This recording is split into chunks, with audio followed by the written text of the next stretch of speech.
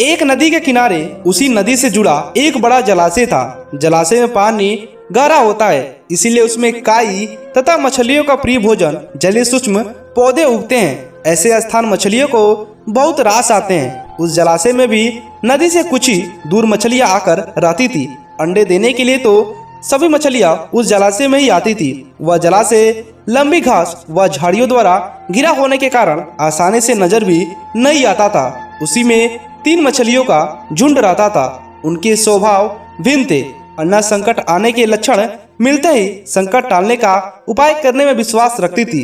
पृथ्वी कहती थी कि संकट आने पर ही उससे बचने का प्रयत्न करो। यति का सोचना था कि संकट को टालने या उससे बचने की बात बेकार है। करने कराने से कुछ नहीं होता। जो किस्मत में लिखा है वो होकर रहेगा।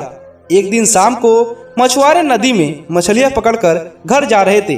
बहुत कम मछलियां उनके जालों में फंसी थी, अतः उनके चेहरे उदास थे। तभी उन्हें झाड़ियों के ऊपर मछली और पक्षियों का झुंड जाता दिखाई दिया। उसने चोंच में मछलियां दबाकर रखी थी। वे चौंके। एक ने अनुमान लगाया, दोस्तों लगता है झाड़ियों के पीछे नदी से जुड़ा जलाशय है जहाँ इतनी सारी मछलियां पल रही हैं। मछुआरे पुलकित होकर झाड़ियों से होकर जलाशय के तट पर आ निकले और ललचाई नजर से मछलियों को देखने लगे।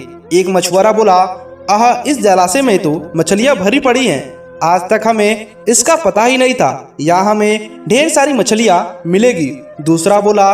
तीसरे ने कहा, आज तो शाम घिरने वाली है, कल सुबह ही आकर यहाँ जाल डालेंगे। इस प्रकार मछुआरे दूसरे दिन का कार्यक्रम तय करके वहाँ से चले गए। तीनों मछलियों ने मछुआरों की बात सुन रखी थी। अन्ना मछली ने कहा, साथियों, तुमने मछुआरों की बात सुन ली।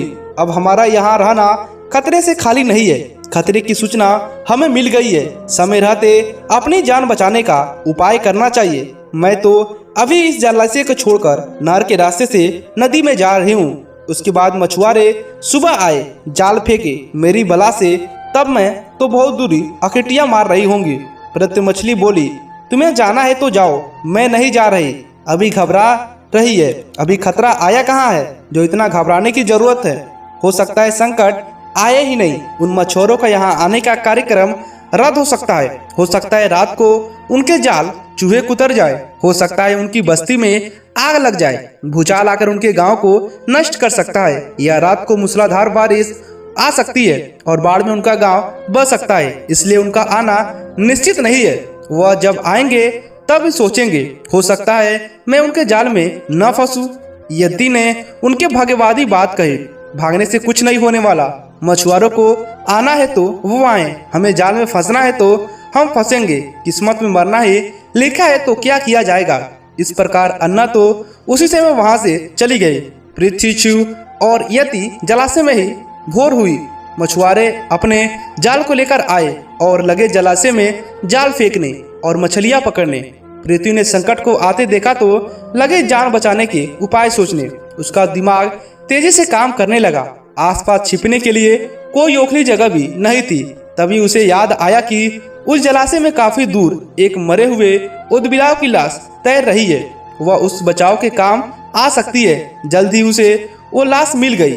लाश सड़ने लगी थी। पृथ्वी लाश के पेट में घुस गई और सड़ती लाश के संडाग उसके ऊपर लपेटकर बाहर निकले। कुछ ही देर में मछुआरे के जाल से प्रत्येक मछली फंस गई। मछुआरे ने अपना जाल खींचा और मछलियों को किनारे पर लाकर जाल में उलट दिया। बाकी मछलियों को तड़पने लगी, परंतु पृथ्वी मछली दम साध कर मरी हुई मछली की तरह पड़ी रही। मछुआरों को संडा का भगका लगा तो मछलियों को देखने लगा। उसने निसरण पड़ी पृथ्वी को उठाया और सूंघा। आख, यह तो कई दिनों से मरी मछली है, सड़ चुकी है। ऐसे बलबलाहट बुरा सा मुंह बनाकर उस मछुआरे ने प्रत्येक मछली को जलाशय में फेंक दिया। पृथ्वी अपनी बुद्धि को प्रयोग कर संकट से बच निकलने में सफल हो गई। पानी में गिरते ही उसने गोता लगाया और सुरक्षित गहराई में पहुंचकर जान की खैर मनाई। यति तो दूसरे मछुआरे के जाल में फंस गई और एक टोकरी में डाल दी गई।